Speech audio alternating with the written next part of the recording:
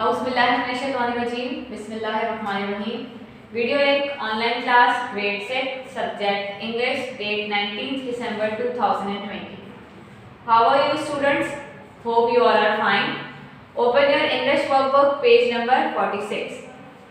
जैसा कि हमने प्रीवियस वीडियो में आपको आउट ब्राउन हाउस का जो है वो काम करवाया था, आज इसकी एक्सरसाइज दोबारा से स्टार्ट करने जा रहे हैं। पेज नंबर 46 पे आपकी एक्सरसाइज है 3। Answer the following question with reference to the context. कह रहे हैं कि हमने आपको रेफरेंस टू कॉन्टेक्स्ट दिया है, आपने इसके मुताबिक हमें आंसर करना है।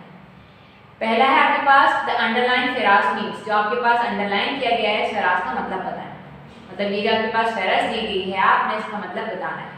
पहला आपके पास ऑप्शन है has become tired of his life, क्या वो अपने मतलब जो घोड़ा था वो अपनी जिंदगी से बेजार था।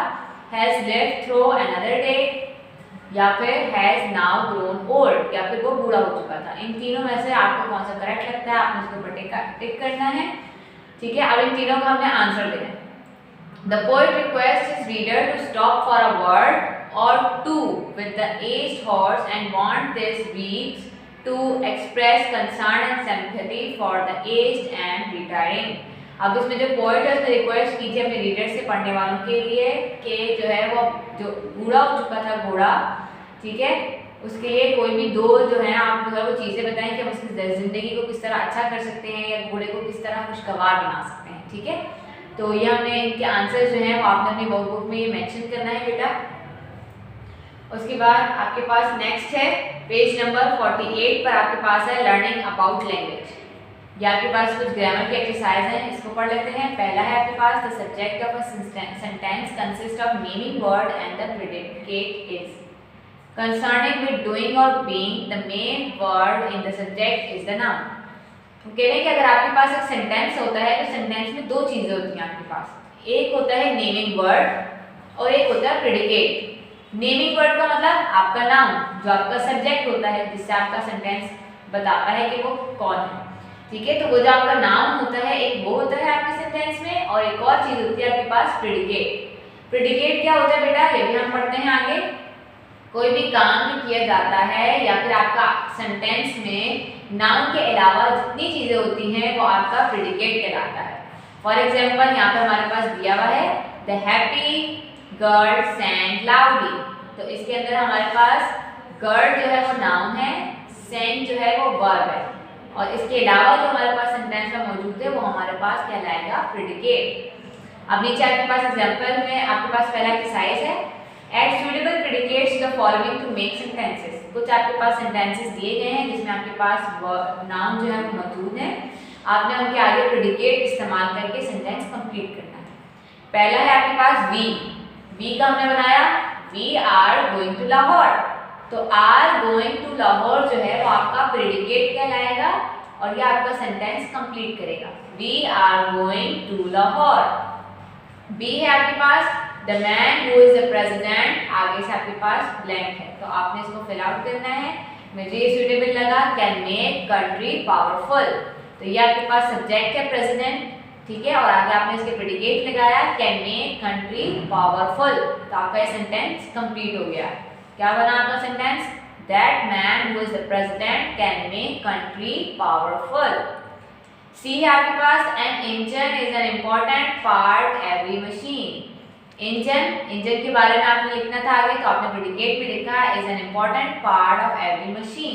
इंजन जो है वो इम्पॉर्टेंट पार्ट होता है हर मशीन का। The woman with the glasses looks beautiful, इसमें आपके पास दा के आगे ब्लैंक है तो आपने इसके आगे प्रेडिकेट लगाया glasses looks beautiful, तो आपका सेंटेंस कंप्लीट हो गया और आपका वो सेंटेंस बना the woman with the glasses looks beautiful। Next है आपके पास the dog without a tail। अब इसके आगे आपने प्रेडिकेट अपनी मर्जी से लगा सकते हैं बेटा, कोई भी, मुझे अच्छा लगा looks funny। The dog without a tail looks funny means बगैर दुम का कुत्ता अजीब लगता है या फनी लगता है। पेज नंबर 49 to 50 आपके पास कुछ एक्सरसाइज है। पहली है to underline only the main noun and the main verb. आपके पास नीचे सेंटेंस दिए गए हैं, उसमें आपने मेन नाउन और मेन वर्ब को अंडरलाइन करना है। नाउन में दोबारा बताते चलो बेटा, किसी भी चीज के नाम को नाउन बोलते हैं और वर्ब किसे बोलते हैं, किसी भी काम को, तो आपने इसमें नाउन और वर्ब दोनों को अंडरलाइन करना है। पहला है आपके पास A, the boy walk along briskly. तो इसमें बॉय जो है वो नाउन है और वॉक चलना ये काम है, तो हमें इसमें वर्ब इसको हमने दोनों को अंडरलाइन किया। नेक्स्ट है his dog followed closely behind. Followed का मतलब होता है पीछा करना, तो ये काम है हमारे पास, इसको हमने अंडरलाइन किया वर्ब को, और डॉग हमारे पास नाउन है तो हमने इसको अंडरलाइन किया। The long electric train crashed into the back of a goods train. अब वो कह रहे हैं यहाँ पे ट्रेन की बात हो रही है, तो ट्रेन हमारा नाउन है और क्रैश मीन्स तबाह हो जाना, ये हमारा वर्ब है, तो इन दोनों को हमने अंडरलाइन किया। दी है आपके पास Saima and Alina are playing in the garden. Saima and Alina are playing in the garden. Playing खेलना हमारा काम है, वर्ब है, तो उसको हमने अंडरलाइन किया, और साइमा अलीना नाउन है, तो इन दोनों को भी हमने अंडरलाइन किया। ई है आपके पास वी हियर देम क्राइंग। हमने उन्हें सुना रोते हुए। वी हमारा नाउन है तो हमने वी को अंडरलाइन किया। हियर जो है वो हमारा वर्ब है, तो हमने वर्ब को अंडरलाइन किया। The elephant has large years. अब एलिफेंट के पास बड़े कान हैं, तो हमारे पास जो नाउन है यहाँ पर वो एलिफेंट है, तो हमने एलिफेंट को अंडरलाइन किया। नेक्स्ट है हमारे पास Parvez and Shahid live in Multan. Live का मतलब है रहना, ये हमारे पास काम है, तो ये वर्ड है हमारा, इसलिए हमने इसको अंडरलाइन किया, और शाहिद और परवेज नाउन है, दोनों को भी अंडरलाइन किया। उसके बाद आपके पास पेज नंबर 49 to 50 पे बेटा एक एक्टिविटी दी हुई है जो आपने अपनी वर्कबुक में करनी है। पहले पढ़ लेते हैं कि ये एक्टिविटी है क्या। एक्टिविटी में ए है हमारे पास make a table with 4 columns and 6 rows. हमें एक पहले टेबल बनाना है जिसकी 4 कॉलम्स होनी चाहिए और 6 रॉज होनी चाहिए, ठीक है। बी है आपके पास put the following phrases in column 1 from rows 2 to 6। आपने कॉलम 1 में 2 से लेके 6 तक आपने इन फ्रेज को लिखना है। पहला है द सी, दूसरा द रेन, तीसरा है अ रिवर, चौथा है अ स्टॉर्म, और लास्ट वन है आपके पास अ हॉट सनी डे। उसके बाद क्या करना है, C put these words in row 1 column 2 to 4 colours sounds movement. उसके बाद आपने रॉ 1 को छोड़ के रॉ 2 से लेके 4 तक, कॉलम 2 से लेके 4 तक में आपने फिल आउट करना है कि उनकी कलर्स, उनके साउंड्स और उनकी मूवमेंट के बारे में हमें बताना है। डी है आपके पास when you have finish your table, जब आपने टेबल बना लें, think of words could be associate with each subject in the B above, write the words in appropriate. अब वो कह रहे हैं कि आपके पास जो आपको वर्ड्स दिए गए हैं, आपने इस तरह से कॉलम बनाना है बेटा अपनी वर्कबुक में, और वर्कबुक में आपने इस तरह आपने लिखना है कि the sea, the rain, a river, a storm, a hot sunny day. इस तरह आपने लिखा, और ऊपर की अपीयरेंस, साउंड और मूवमेंट के बारे में हमें इस टेबल में बताना है। तो सबसे पहले पढ़ते हैं सी। सी समंदर। समंदर कैसा दिखता है बेटा, किस कलर का दिखता है?